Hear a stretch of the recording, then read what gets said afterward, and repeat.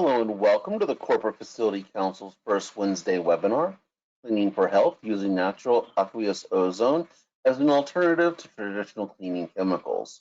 I do want to let everyone know that they have been muted for audio quality. If you have any questions during the webinar, please feel free and type them into the question box and we will go over them during the Q&A portion at the end of the webinar. I do also want to let you know that this webinar is being recorded and will be available on the Corporate Facility Council's website, ifmacfc.org. At this time, I'm happy to turn it over to the Secretary and Programs Chair, Wayne Witzel. Wayne, the floor is yours. Thank you, Joshua. And once again, thank you to our wonderful components team there at HQ for helping us out with our webinars. We really appreciate you guys. And for those of you out there in the IFMA universe, there are all kinds of resources and things available to us through IFMA HQ and through our components, liaisons, and teams there. So I encourage you to talk with your component liaison about ways they can help your chapter or council with growth and learning ways to manage your chapters. So with that, I would like to introduce, first of all, our platinum sponsor. Normally we talk about the platinum sponsor, but they're not here, but today they are because they're co-presenting Tersano.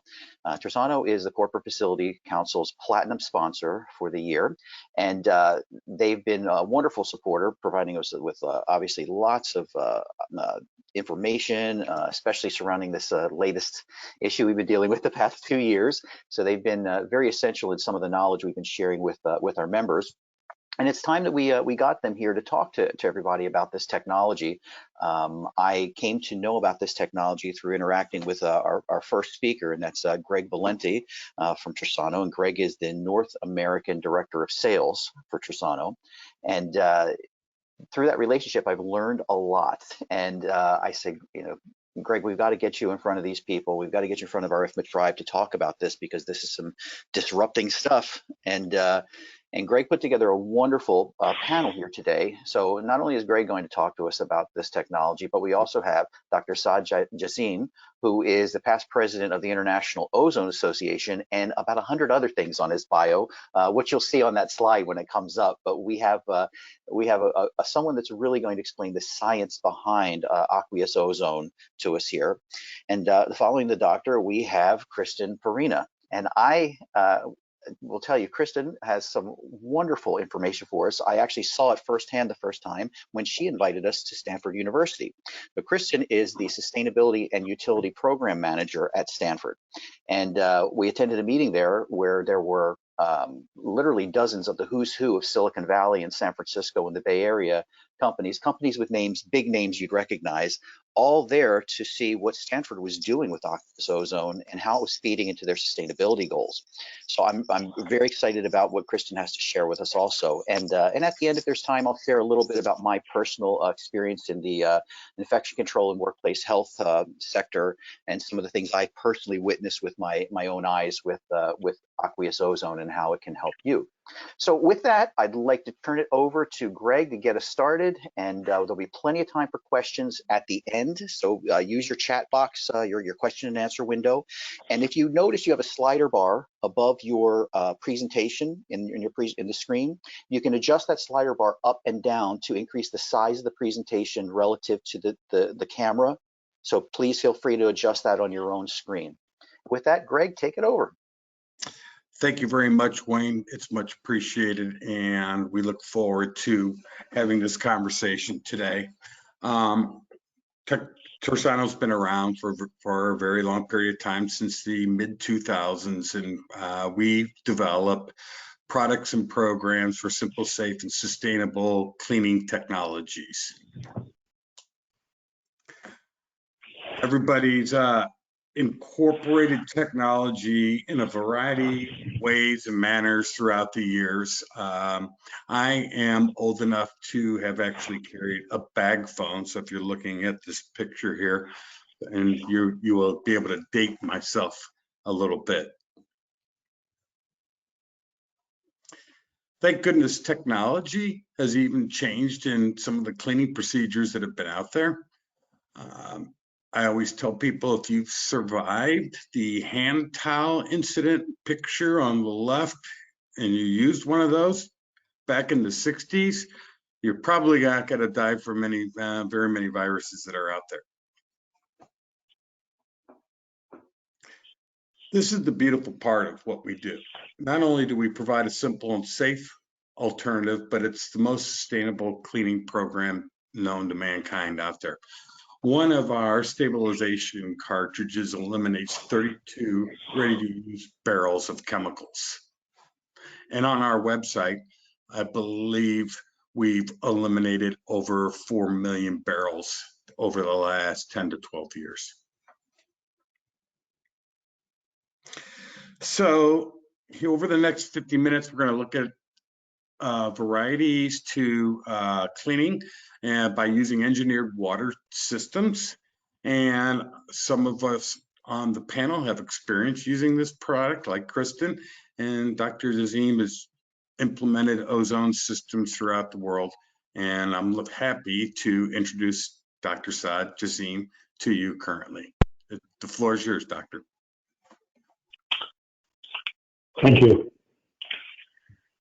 Well, it's a pleasure to be here today, and I look forward to have any questions from the audience. And the introduction of this application is important for the environment, reduce waste, have better sanitization and disinfection. So the question always people ask, why do we need to use ozone?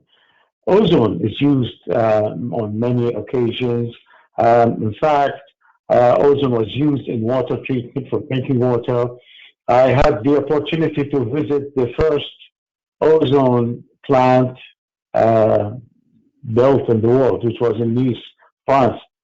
They started ozonated water in 1906. So imagine, and the plant is still there. Of course, they upgraded the ozone systems, and the ozone application is worldwide for water, wastewater, air purification, and also deodorization of any unpleasant smells, the wastewater plants or others.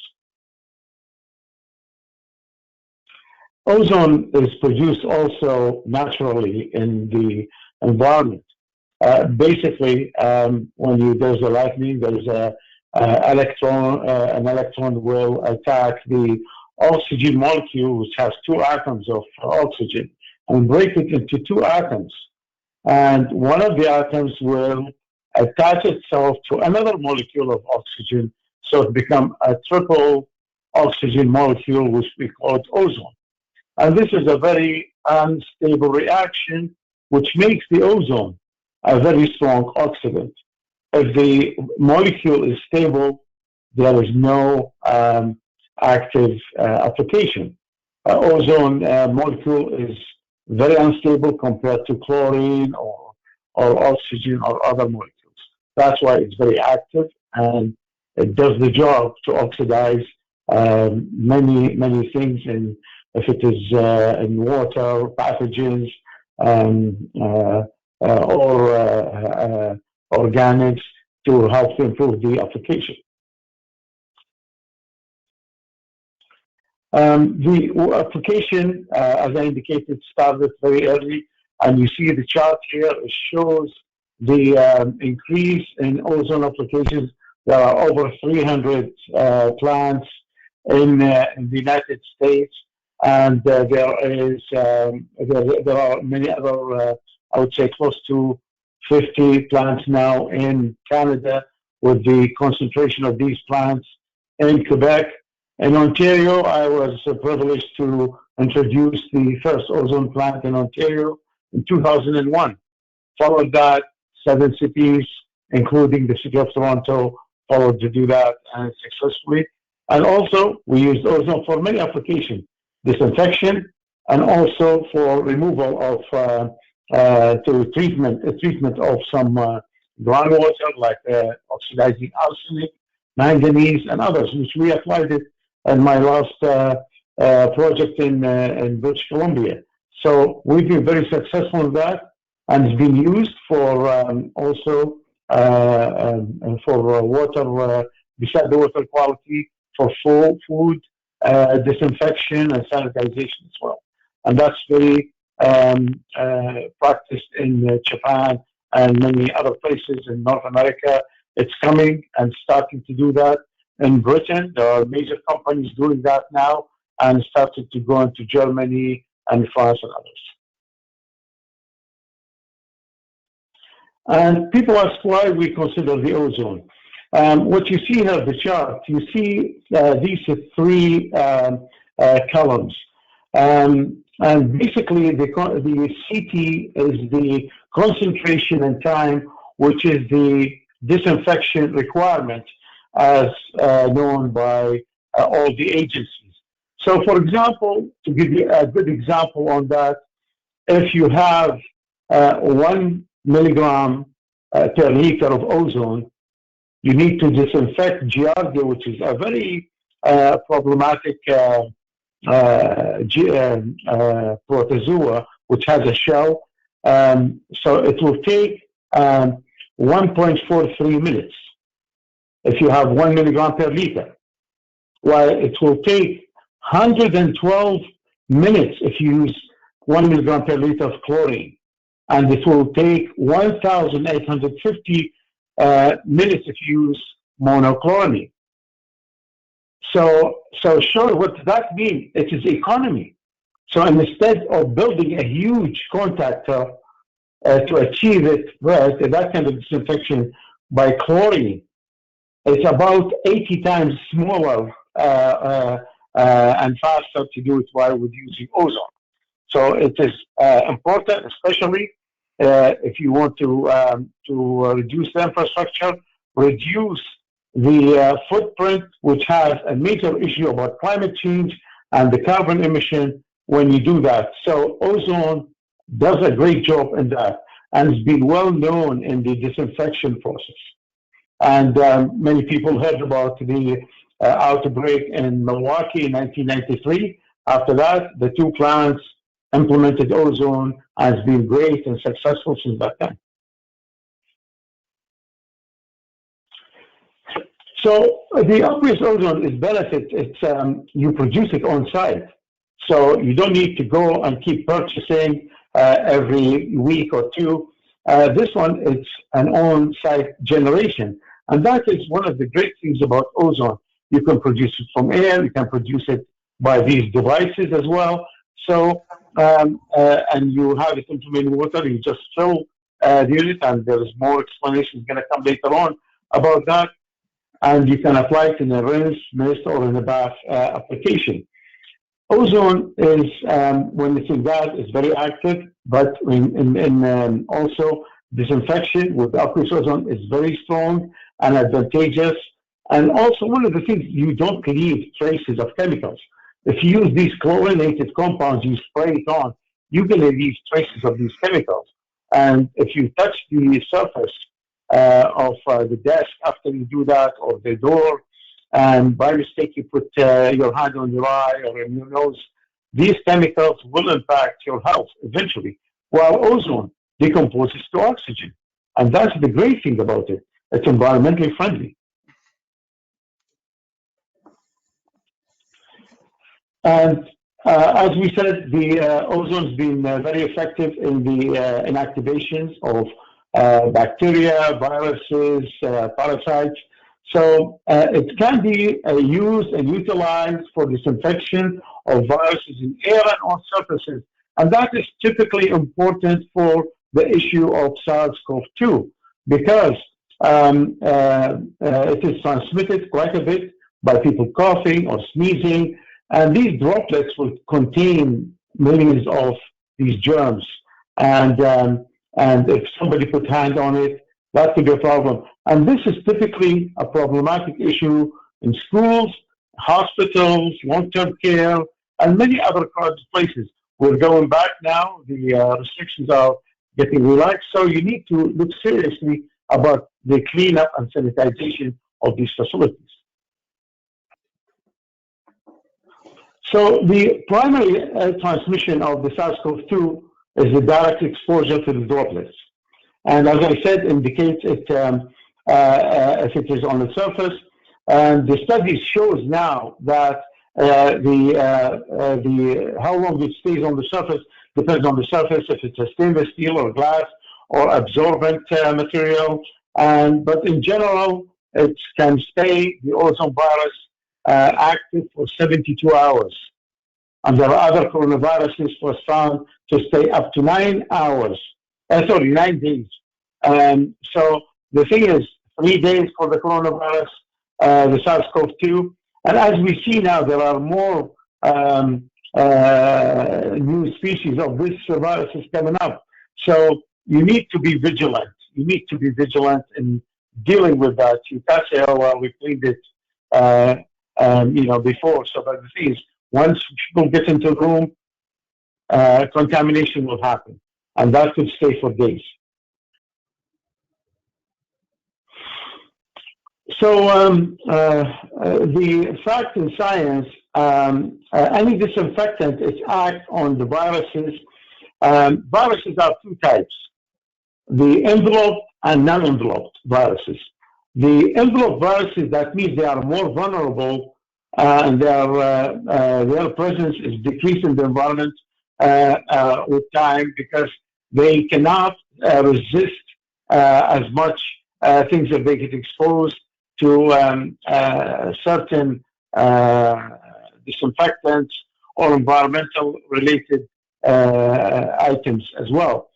So, but the more strong and resistant ones, the one has no envelope. So in a way that makes good because it's easier for ozone to penetrate the shell of the SARS-CoV-2 because it's like a protein, a lipid shell that ozone can easily penetrate. And as we indicated, the respiratory droplets, which has the ozone, and when the ozone molecule comes into that, it's much easier to disinfect the SARS-CoV-2.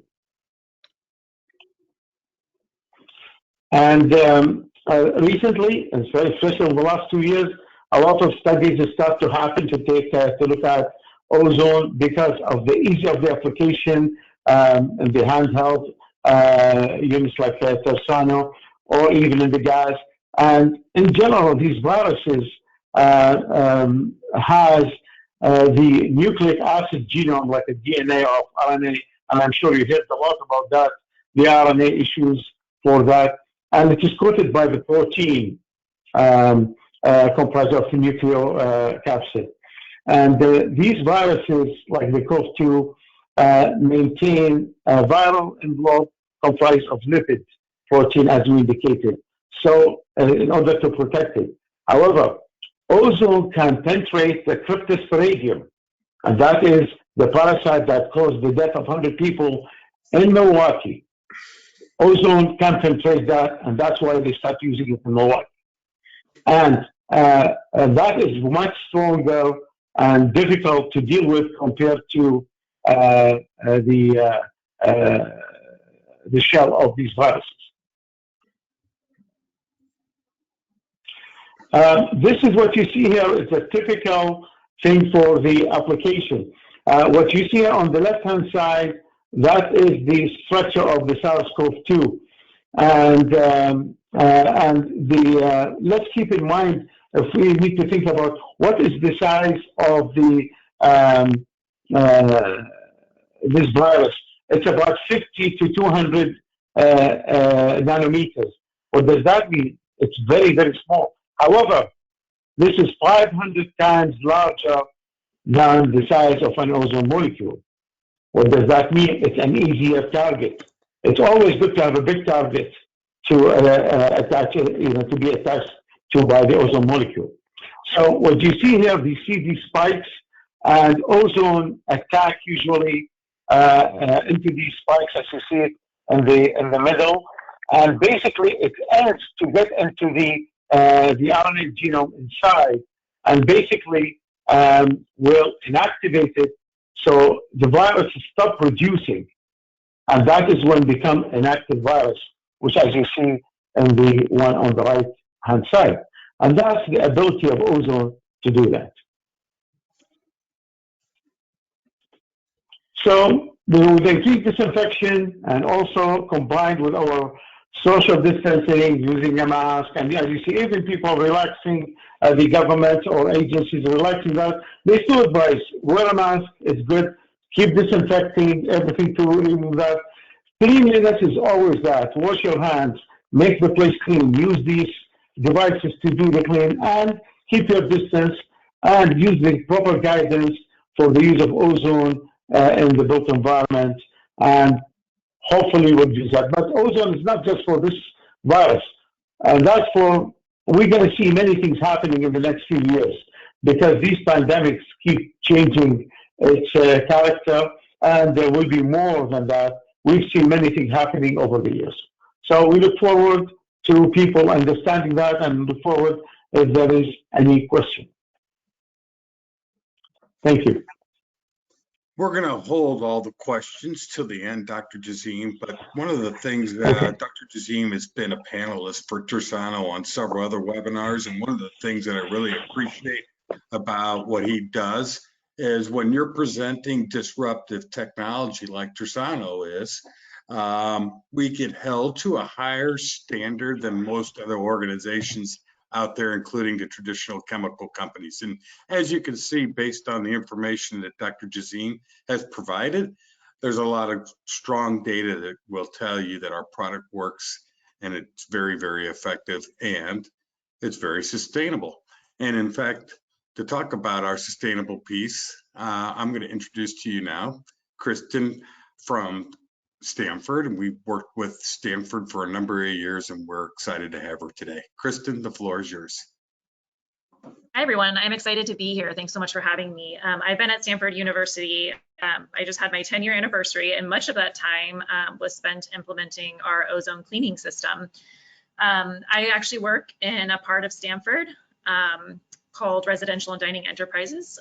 For those of you who don't know, Stanford is the largest residential campus in the country. We have about 16,000 students that live on our main campus. It's about a third of the campus. We have almost 300 buildings just dedicated to housing and dining facilities. So where we've implemented our ozone cleaning system is not only in these housing and dining facilities and our catering facilities, but we also have pilots going in our athletics department and in our admin buildings as well. Go ahead, next slide. Stanford is known as a leader in sustainability. We're very proud of our ASHE Platinum rating.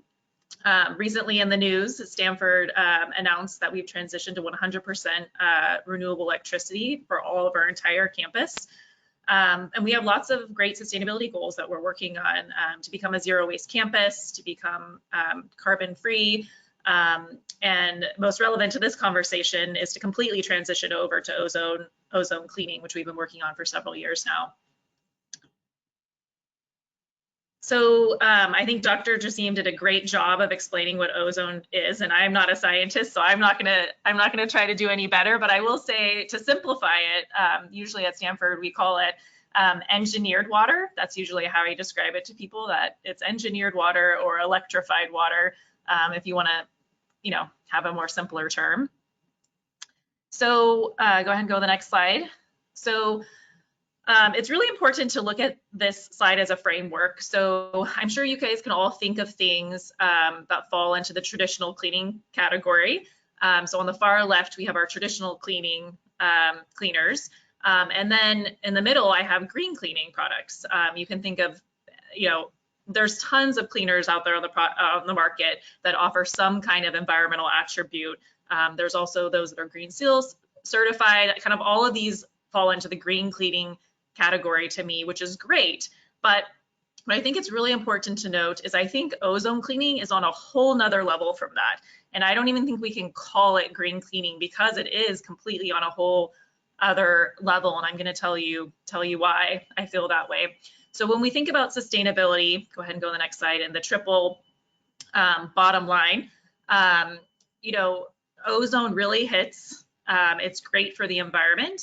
It's great for organization financially, and it's really great for people. It's great for human health when we think about environmental justice and where chemicals are created and the materials are, brought together and resourced, it kind of gets rid of that whole process. So from a environmental justice standpoint, from a human health standpoint, from a environmental standpoint, and from a financial standpoint, it really hits. It's one of those triple wins that is really hard to find, and which makes it such an amazing tool to use. So, ozone, it's safely converts back to water after 7 days. So, you don't have to worry about putting it down the drain and it going into our ecosystem. It's generated on site, so you completely lose all of that, the transportation associated with chemicals, the purchasing of those chemicals, the distribution of those chemicals, the generation of those chemicals. I mean, you just completely eliminate that from the get-go by generating your own solution on site. It's obviously great for human health. There's no, harmful odors.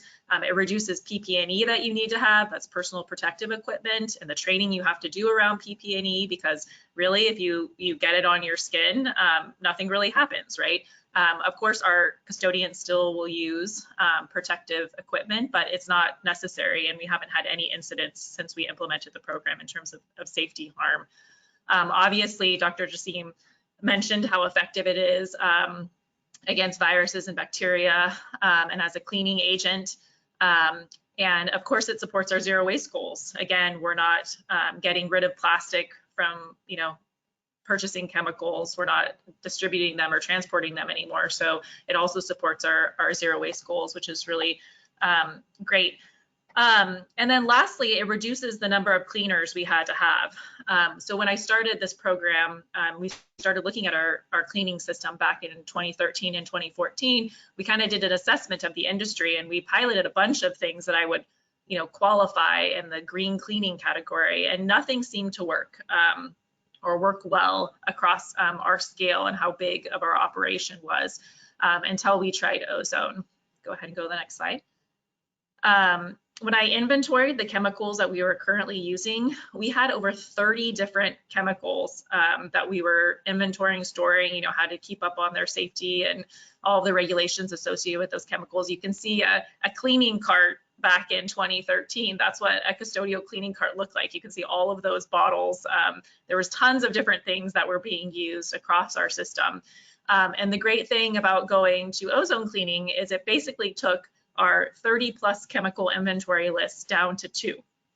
And that really simplified everything. It simplified the training, all of the training needed for health and safety purposes, the training on how to use the product, went down significantly. The storage of all of those went down significantly. So it was a huge add going from our 30+ inventory down to essentially 2 cleaning products that we're using across our system.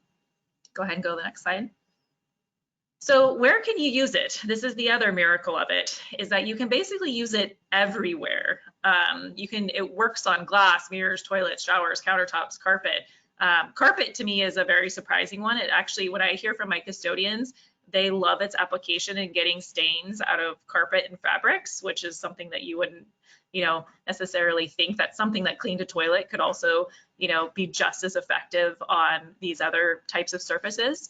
My IT department actually uses it to clean computers and screens and our iPads and the phones that it rolls out. We have students that use it as a laundry detergent. We give it to students so that they can use it in their apartments to disinfect their own IT equipment and high touch surfaces. So it really is an all-purpose, can be used everywhere cleaner. The only places it doesn't work is it is not a degreaser. So when I mentioned that we went down to 2, the other product that we carry is a degreaser.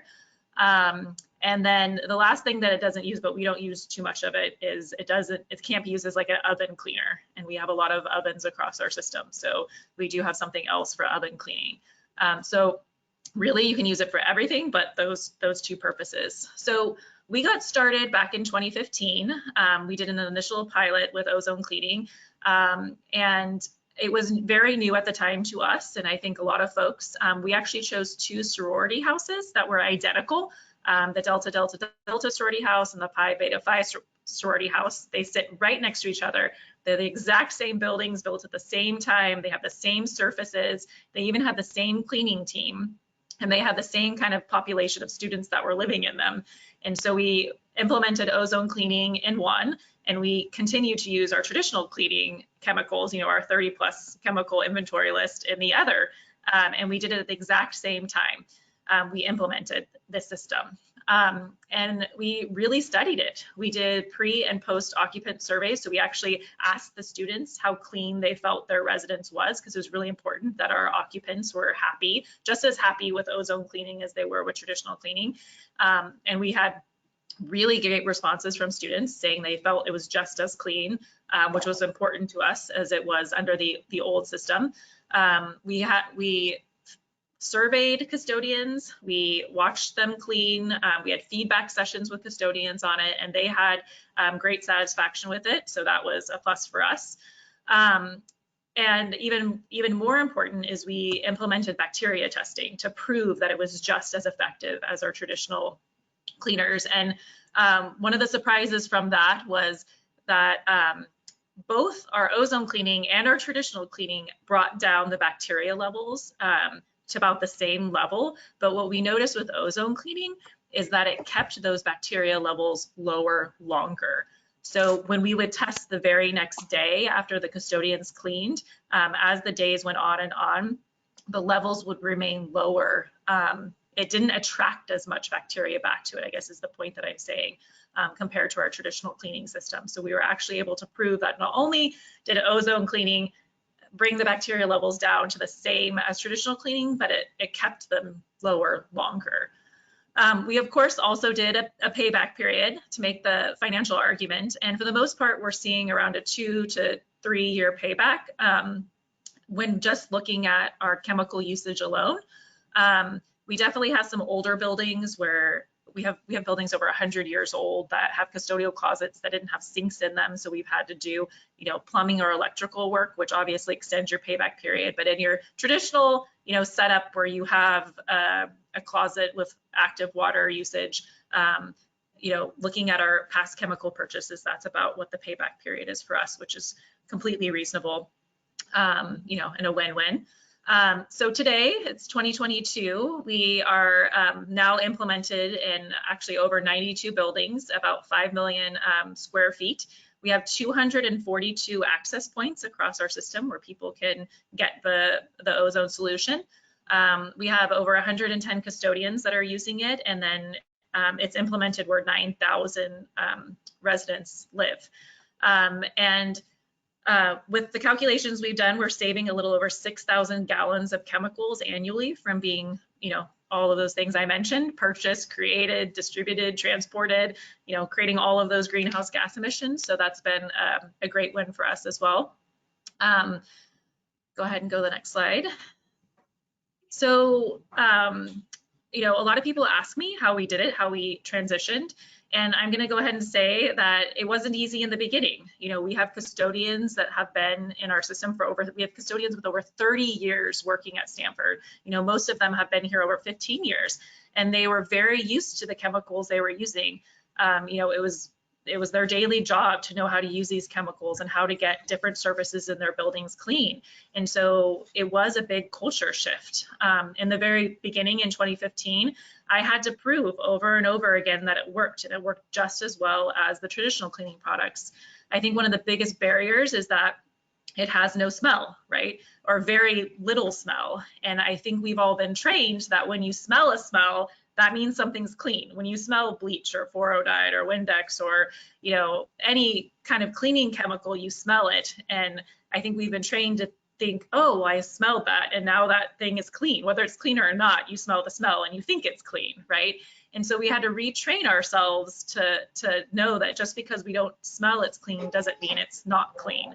And so one of the important things for me was proving that it works, even though you don't have that smell, over and over again. So on the left here, you see an ORP meter, which tests the ozone in the water to prove that the ozone level is high enough to have those killing and really effective properties. And on the right here, you have an ATP meter that actually tests bacteria levels on any kind of given surface.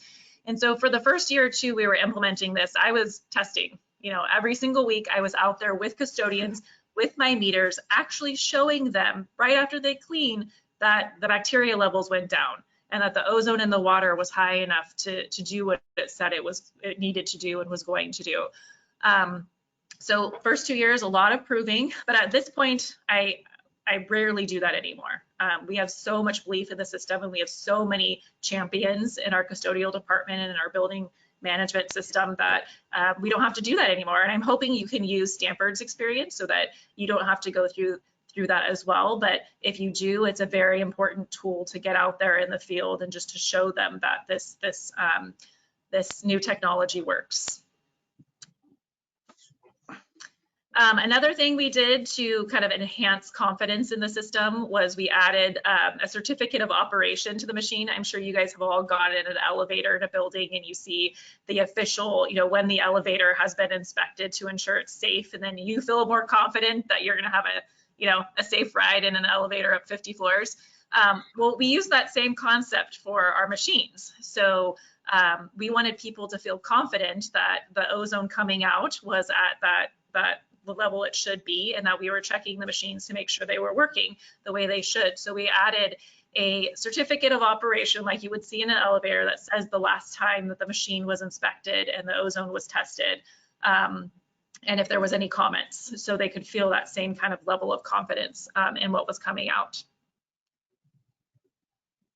Another thing that we did was we did training videos, and we have a huge signage program. We call our program Cardinal Clean, to kind of our brand at Stanford, or our mascot is the Cardinal. So we nicknamed this new cleaning program Cardinal Clean, and you'll see it kind of across our materials as our branding.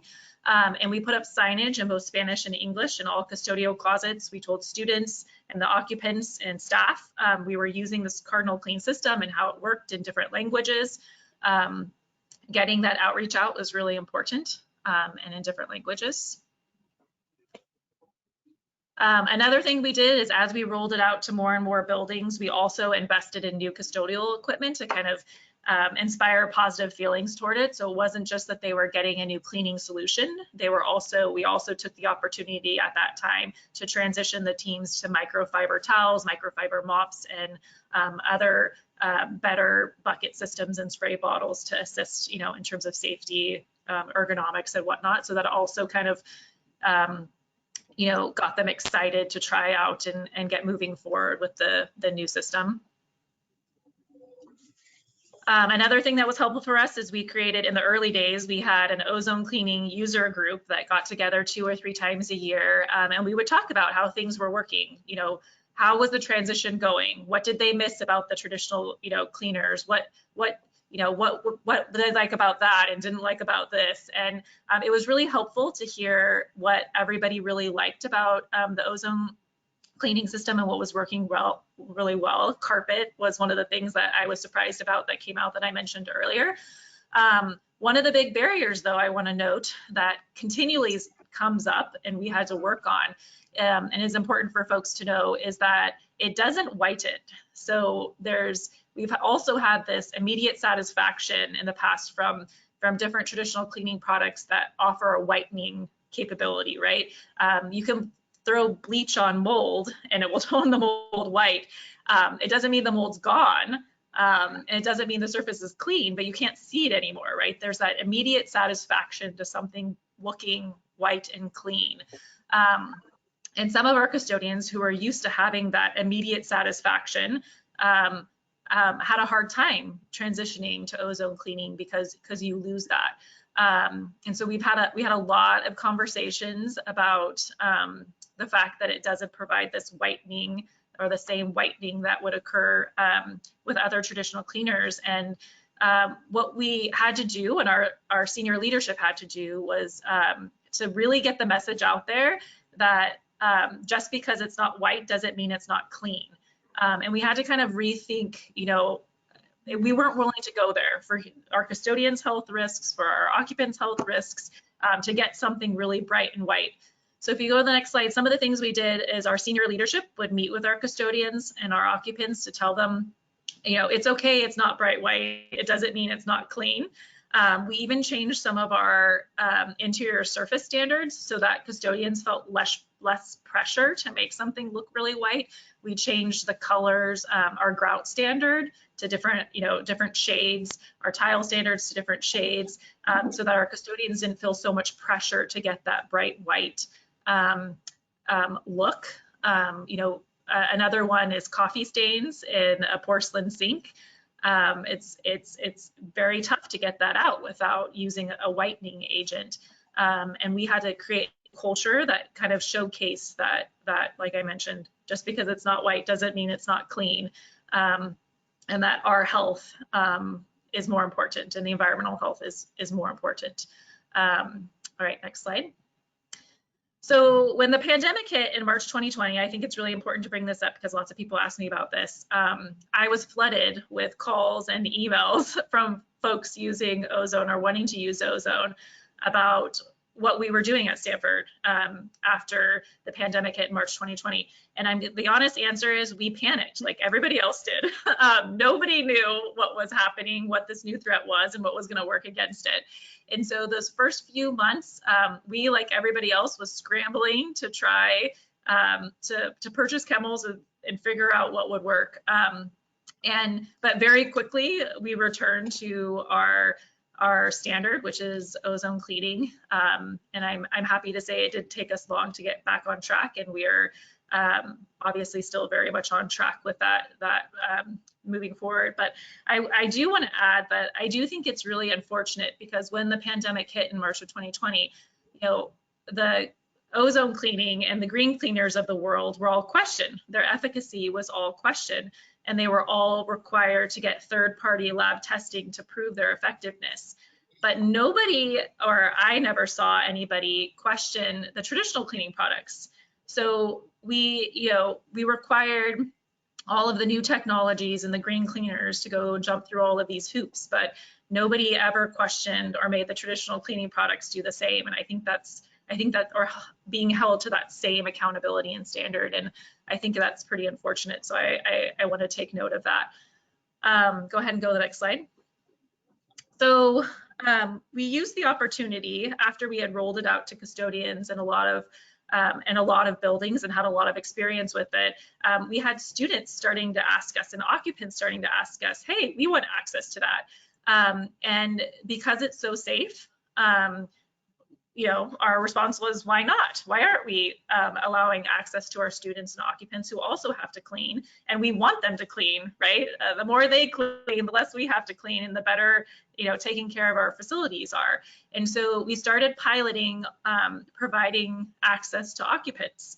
As I mentioned, we have almost 16,000 students and more than that in terms of staff and occupants in our buildings. All of those people go out into the world and are going to purchase chemicals, in their future homes and their future businesses. And so we had this great opportunity to influence thousands of students every single year that are going to go out into the world and make decisions, right? And so we want to use that opportunity for the best. So we piloted offering it to students. I'm proud to say we have, I think, close to 5,000 students right now that have access to Ozone. Their favorite thing to use it for is laundry detergent. It's basically free laundry detergent. And most of our locations, we offer the machines in the laundry rooms. That's like a common access point for them where we had a water source. So they do use it for laundry detergent. They also love using it for high touch points in their apartments. Their roommate gets sick and they need a quick cleaning agent. They can use it for their doorknobs and their cell phones and their laptops and that sort of thing. So that's another great use. If you go to our website, it's cardinalclean.stanford.edu. You can find instructional videos that we've developed for students. One of the things when we rolled it out for occupants, custodians are required to go through very in-depth structured training, on how to use the machines and how it works and the science behind it and those things. But there's no way that I was going to be able to handhold and offer that same experience to 16,000 students when they change every single year. So I really needed students to be able to walk up to a machine and be able to use it with very minimal, education and training. So we did a lot of behavioral research. We actually filmed students who had got no training or no education on how to use the machine or how to use it to clean. We actually filmed them trying to get the solution and try to use it to clean, and we learned a lot. And over the last few years, we've refined our signage and our training and education for students so that any student can come, move into our system any year and go up, find a machine, go up to a machine and use the machine with ease. So I'm very proud of that, and we continue to refine that to make that as easily accessible as possible. This is just an example of how we've changed our signage. So our original signage was here on the right. It showcased kind of the benefits and, easy steps 1, 2, 3. But what we really found was that we had to put a picture of the machine and be very specific about how those steps work. So, at this point, I'm in my 5th iteration of the signage, so that I literally am timing how long it takes, a brand new student coming in or a brand new staff member come in to use the machine effectively. So we can reduce that time and reduce that barrier to using it. I'll end there, and I'm happy to take questions at the end. Kristen, we're going to hold your questions off to the very end, and really appreciate all the information that you've provided today and talking about simple, safe, and sustainable solutions. And I had the opportunity to be out there just before the pandemic, and Kristen hosted a seminar for us that Wayne had mentioned earlier. And the takeaway for me from that was the custodial staff. I was prepared to do a lot of the seminar, and Kristen said, Greg, just have a seat. My staff has this. And they raved about it and could talk about it and had a lot of passion for it. And I remember the woman with the asthma, Kristen, that was just beside herself at how this had changed her life. So we really appreciate your time today and explaining what you do. And with that, I want to introduce to everybody, everybody on this panel probably knows Wayne, but Wayne and I met at that seminar up there and at Stanford, and he and I have formed a relationship and helped each other promote health and wellness throughout the Northern California and California area. Wayne, the floor is yours. Thank you, Greg. I just want to let everybody know we're getting some questions in the chat. We will definitely answer those, so hang tight.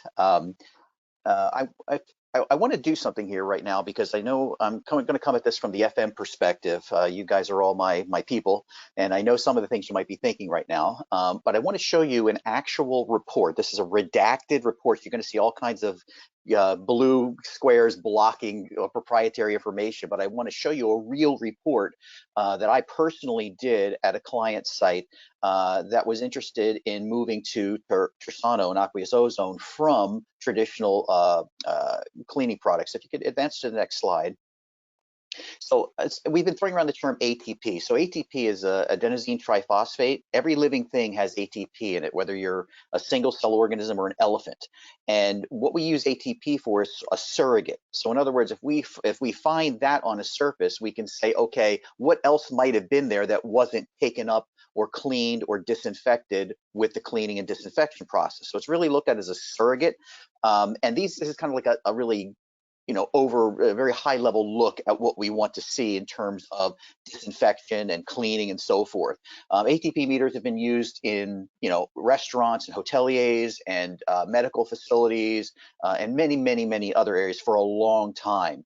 The problem with ATP is during this pandemic, people who have never used it with a scientific rigor got a little marketing happy with ATP swabs, and you would see these things where somebody would say, "Oh, look, this elevator door was 5,000 on the ATP, and with our product, we got it down to 0." And any of us that know how to use these machines and these swabs know that was bovine fecal matter, and know that they were just using it for marketing. So I want to show you how we performed the test. So you go to the next slide. So in order to do it with rigor, and if you're testing the same areas over a period of time, you've got to know where the area is. So you've got to pick a standard as to how many inches away from an edge or a surface and document that so that you're being realistic in what you're sampling and how you're doing it. So here's just a few examples in this particular facility. So I want you to just notice the dates on this. The first up there in the corner, January 2nd, 2020, was the first test that we did in this sample area. And you see the reading on that ATP meter, which is 320. Again, for disinfection, we want to see 30 or under typically. Different organizations can set different standards for their org, but we want to see typically 30 or under. And then this is before the pandemic. So we've been doing ATP sampling for a long time. This wasn't even related to the pandemic. This was a client that was interested in going into a gray water system and wanted to get rid of chemicals so that they would have less problems with the gray water recycling.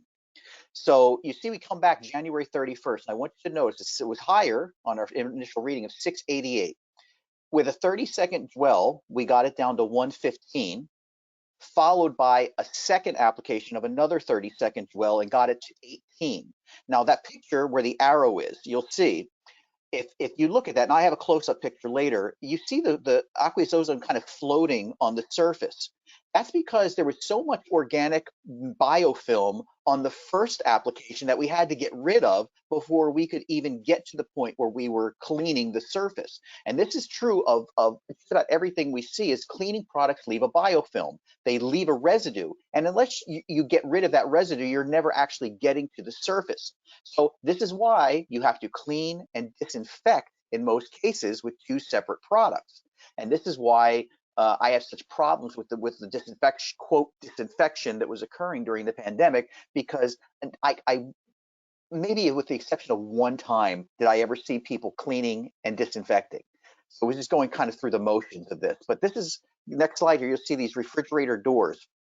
So these handles, notice the one particularly on the right, 3046 on a refrigerator door handle. Now that to me indicates a systemic problem with cleaning at this site. So either hasn't been touched properly in a long time by cleaning products, or the same dirty rag was used throughout the facility. And then on this, there's a number of reasons why that can happen. But with a 30-second dwell of aqueous ozone, we got it down to 45, is it? Yeah, 45, 30 seconds. I do refrigerator door handles with disinfectant all the time, traditional disinfectant, and it might take me 2 or 3 applications to get there. Next slide. And just as a test here, I did it with water only. In other words, no aqueous ozone. I just did, so this refrigerator door handle was 605, and I sprayed it with water, let water dwell for 30 seconds, wiped it, and it only took it down to 523. So this is a show. It's not, you know, it's magic water. it's actually engineered water. It's different than regular water, and I did this to demonstrate that. Next slide.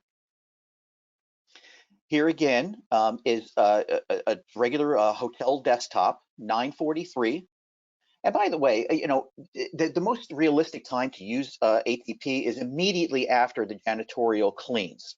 That's the only real fair time to do it, because you don't know what happens in between them cleaning it and nice. If you're trying to test for efficacy, it's best to do it right after they clean. But if you look at that picture with the arrow, you see the bubbling up. You only get that with aqueous ozone because you've removed all biofilm from the surface. That's only aqueous ozone is really going to do that for you and not leave behind any residue.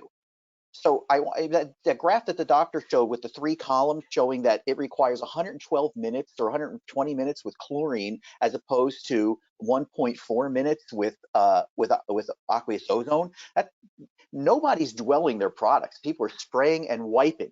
Nobody's dwelling, and those products require at least a minute to 10-minute dwell time that we've been told to use during the pandemic. Aqueous ozone is demonstrably taking us into the realm of disinfection with 30-second dwell times based on these readings. Again, here's some other, top of a trash can, taking it from 354 to 17 with a 30-second dwell. Next slide. Restroom doors, nightmares. You know, going in and out of these doors. Look, a 1270 on that bottom one to a 100 with a 30-second dwell. So again, if I'm giving it a minute dwell, or I'm hitting it twice, I'm cleaning it with the aqueous ozone once and then hitting it again to disinfect it, I'm only at a minute. Interior door, same thing, from a 669 to a 48 with a 30-second dwell. That's impressive. For anybody that's properly used ATP, you'll understand how impressive those numbers are. Next slide. Wayfinding signs. We don't think about that, do we? Just spray it with Windex, right? Well, you know, wayfinding signs are a high touch point in facilities, and this again got it from 305 to a 37, and that's probably a good number. Got down so low because it's a slick surface, as opposed to something that has something that retains, you know, absorbency. Next slide. So let's go back. Just want to hit a couple of things before we turn to the questions. I wanted to mention, the doctor mentioned I'm going to put my FM hat on here. The doctor mentioned on-site manufacturing of the product. For those of you that remember the beginning of the pandemic, it was hard to get disinfectant and hard to get electrostatic sprayers. It was hard to get all of the stuff, and people were hoarding products, and you couldn't get a lot of these things, and people were scrambling. Well, guess what? Everybody who had Trisano and Aqueous Ozone installed in their janitor closets, they could manufacture their own sanitization product on site and get through that initial period of the shortages. That's a very strong case to be made for having that kind of control in the event of another outbreak. I also want to say too that what we see a lot of is with the disinfectants that have been used the past 2 years, like quaternaries, hydrogen peroxide, and so forth. Any of you have seen the tacky residue that is left behind on surfaces from things like the quats, and then the discoloration you're getting on your carpets and on your fabrics from some of the hydrogen peroxide products. My question is, what is that doing to the inside of our bodies? If it's doing that to the surfaces, what is it doing to us? And that to me is the mind-blowing thing. And this is again what Kristen was saying. Nobody was asking me for SDS sheets on quaternaries and disinfectants. Nobody cared about that stuff.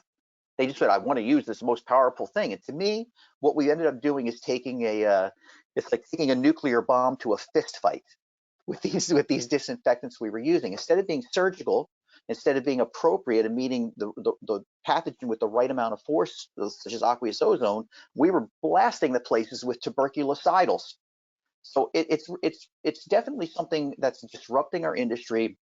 There's a reason why you don't see a lot of chemical manufacturers talking about this, because it's going to disrupt their industry, and has. But it's definitely something for those of us in the IFMA universe that are concerned about that triple bottom line. As Kristen said, very few times in life do you see something that hits all points of that triangle the way this is. So I just wanted to mention that, and then with that, I want to get into some questions. So Greg, are we ready for a couple of questions? Hey,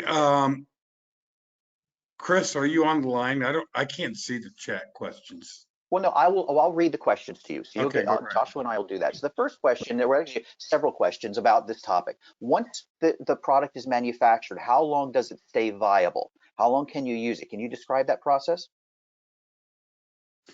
So when so is this for the doctor or for me? I'm sorry. For you, Greg. Okay, so with our product, our efficacy is a 24-hour period of time from the time you make it to be considered a sanitizer. As Kristen mentioned in her presentation, that our product is also a fantastic cleaner for an additional 6 days.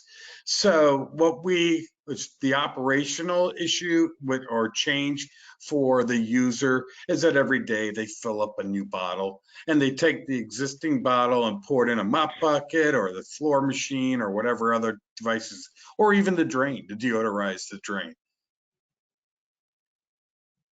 So in terms of practicality, I'm thinking like an FM would think here. So I've got my janitorial staff, they come in. How do they know at what point this bottle is in that 24-hour period or that 6-day period? How do you manage all of that?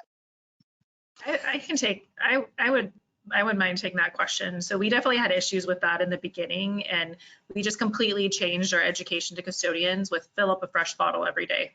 And then you just, you know, it's too hard to be marking on a bottle when you got the solution. And so I'm dealing with hundreds of custodians, and for us, the easy message was fill up a fresh bottle every day. That's what, every morning when you come in, that's the practice, is to get a fresh bottle. And when I've talked to custodians, they know how much they use. So they know what they're supposed to clean that day. And at this point, they know how much of a bottle that they go through in any given day. And for the most part, when I talk to them, they'll say, I only fill up a half bottle because I know that's the typical amount I use. So, the first few weeks they were filling up full bottles, and then they got to a point where they realized about how much they use every day, so they're not wasting. And then everybody just gets into this habit of a fresh bottle every day, so you don't have to worry about that expiration. Thank you, Kristen. I got another question here about how to, I'm going to summarize here. It's basically how do you avoid user error? Are there any, how does the system itself support against user error? In other words, Kristen was using these meters to check. How do we know the system is functioning? It's getting enough water, it's working. Are there any protocols on the machine, Greg, that handle that?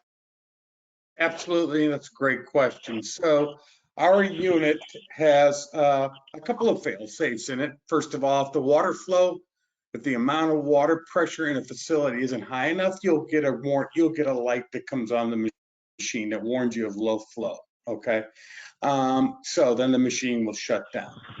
And when the cartridge expires, which they do, because we talked about the recycling of our cartridges, I believe, throughout this process, with about 50 gallons of solution left in that cartridge life, you'll get a amber light that comes on, similar to what you would in your gas gauge on your vehicle, that tells you it's getting close to the time to replace that cartridge. And then at that point, that cartridge, when it's completely expired, the machine shuts down. So, and then once the solution's produced, and yes, there are a variety of very technical high-end devices to measure the solution itself, we also sell test strips that are very similar to what you would find for swimming pools or sanitizers in a 3-sink compartment.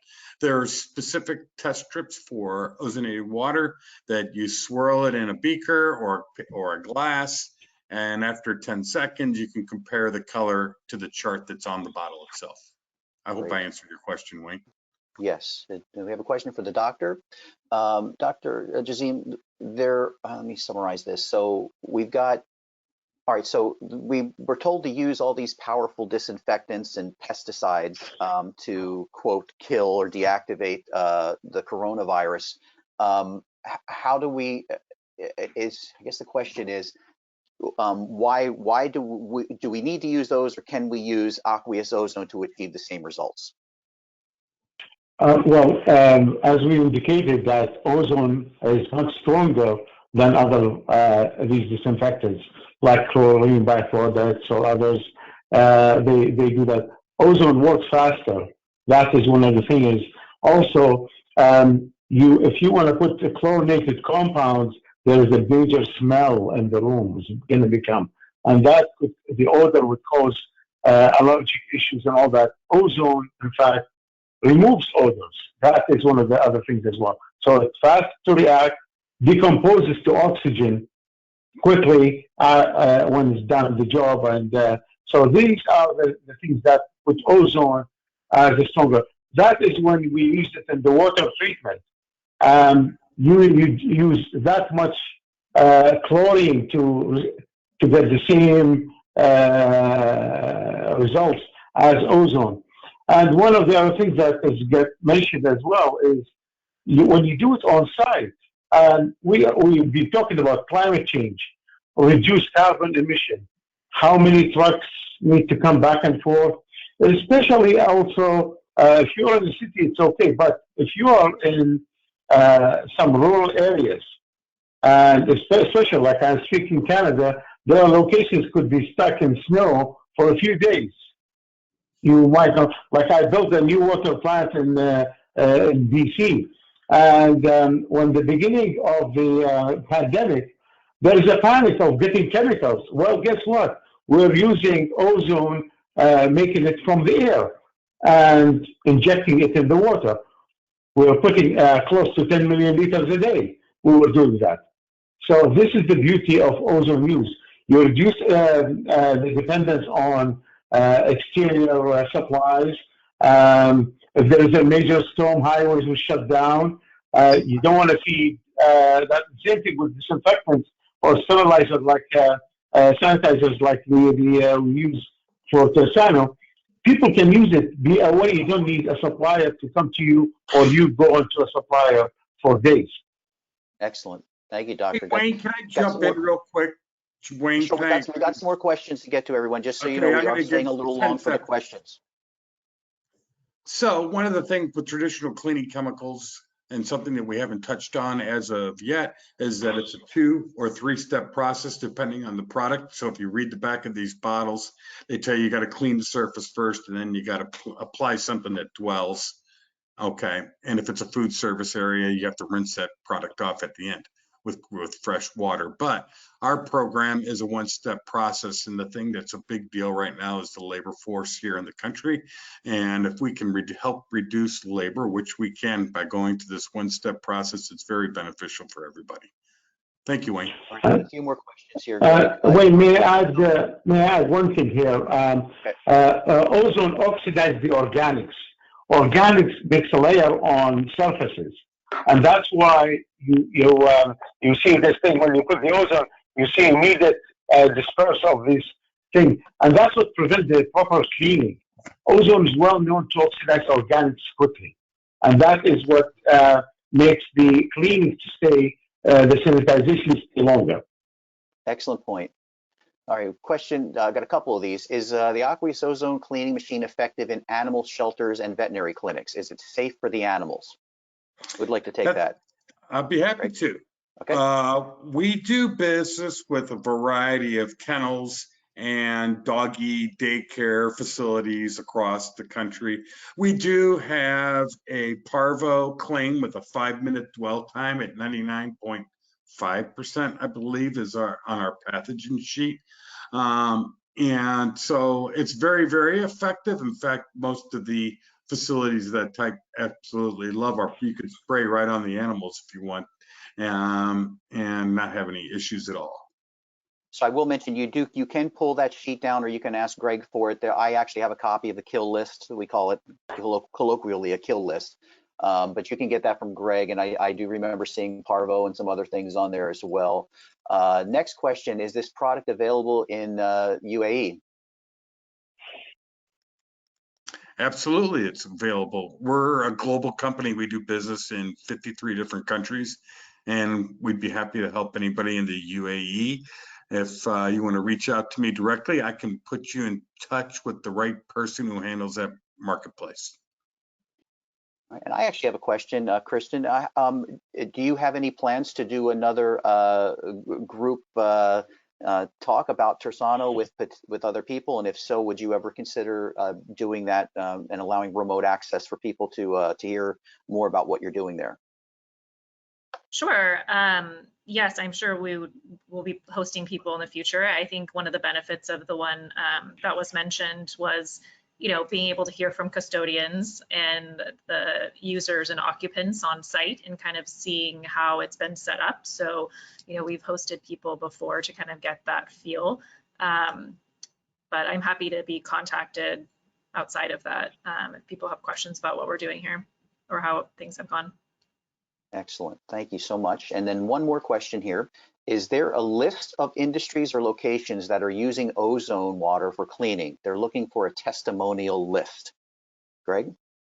We have a variety. We have testimonial lists from every vertical market in the industry today. So yes, the answer is definitely yes. Reach out to me. I'll be happy to provide the list and the contact names where we have them of people that use our product. And you'll find that everybody who uses this product embraces it, is as passionate about it as Kristen and her team.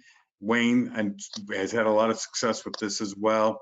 The other panels we've had, Jody from Wisconsin and other facilities, and everybody's passionate about it because they've seen the impact that it makes in their facilities. There's a powerful video. I would just encourage everyone to check out the YouTube videos for Tersano. There's one that's really good. They interview several different school districts and their facility managers, purchasing people, and directly with their heads of custodial and janitors.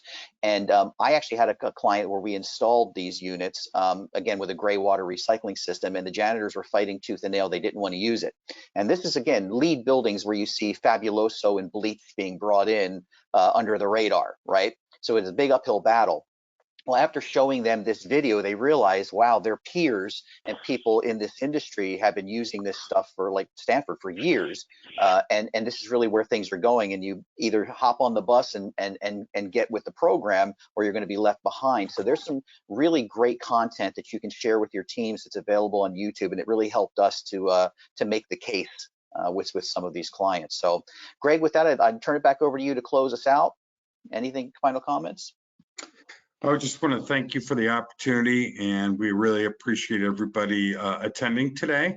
If you need any additional information in regards to who we are or what we do, or would like to talk to somebody locally in your marketplace, feel free to email me at the email address listed below. If you need to communicate or with any of our panelists, I will be happy to share those emails as well if you didn't capture them earlier in this process. Again, thank you very much. We look forward to the opportunity to talk to you one-on-one, and everybody have a great day. Thanks, everyone. Thank you.